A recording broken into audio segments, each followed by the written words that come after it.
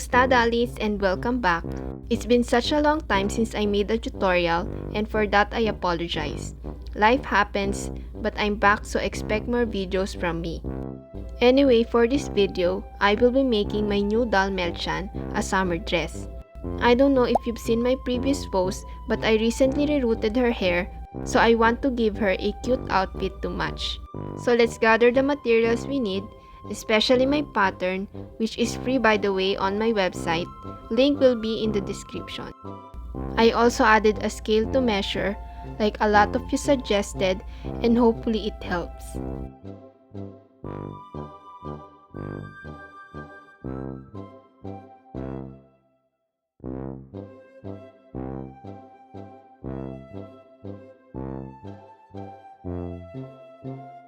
Once you cut the pattern out, trace on a fabric and cut, not forgetting to add the markings on the fabric. They will be your guide for easy sewing.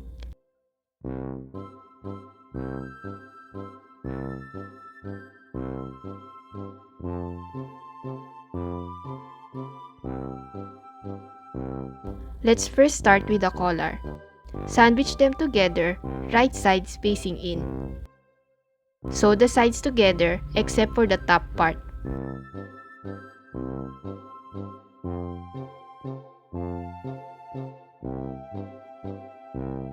After that, snip the curved parts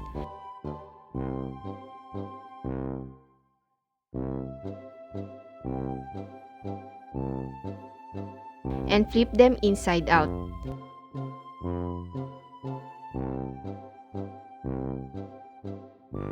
And we have our collar. Next is the top.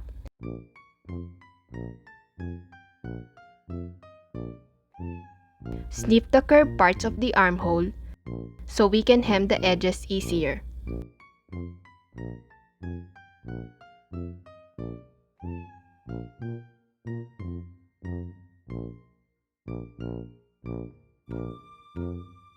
Once the hemming is done, stitch the collar at the top, using the center mark as the guide.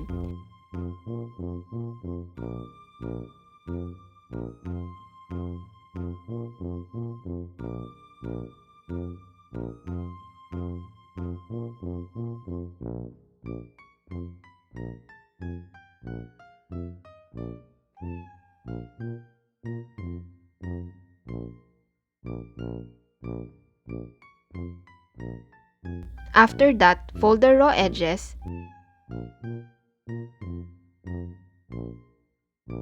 and sew them flat on the wrong side.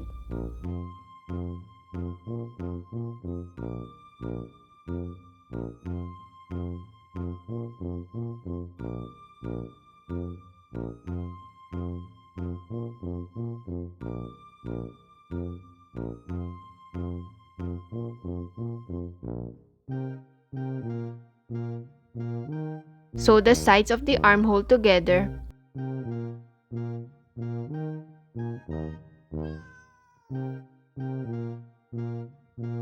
and let's move on to the skirt.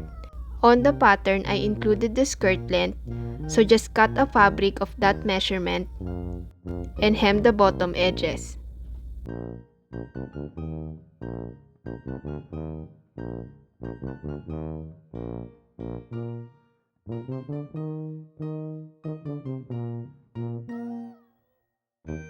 Sew a running stitch at the top.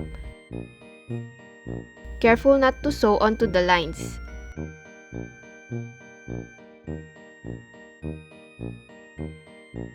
Then take the ends of the thread and pull it out.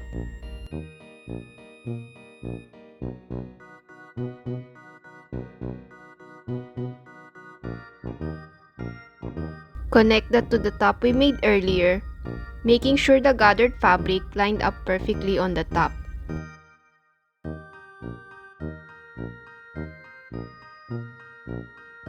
After that, sew the skirt close,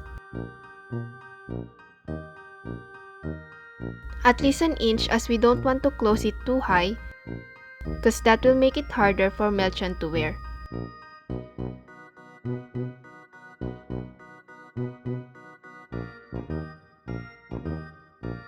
Last step is adding the Velcro.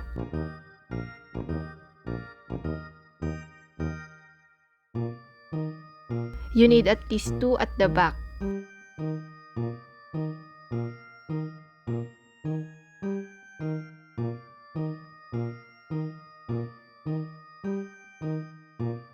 Now this is optional, but I don't like how the collar is lifting up here. So I stitch them in place, careful not to show the thread at the front.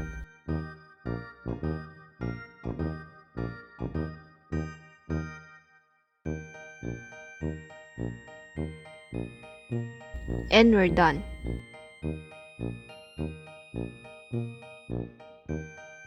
Now I made another similar dress, except I added frills to the collar. So just cut a strip of fabric, fold at the center, and pleat at the collar right sides in. To make it easier, I sew them in place with running stitch. Then place the other collar at the top and sew.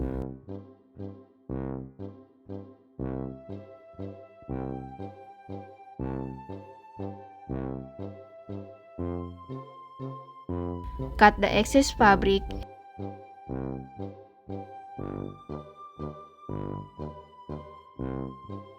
and stitch it to the top like before. Now for the skirt, instead of gathering the fabric, we will fold it to make a pleated skirt.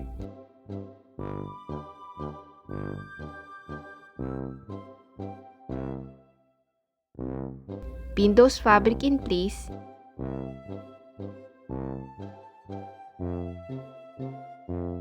and sew it on the top.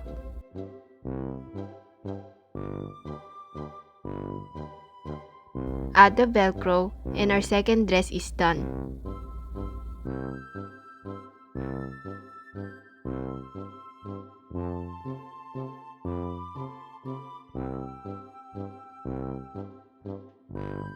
And that is all for this video. Let me know which dress is your fave down below. Also, please give this a like and subscribe for more doll content.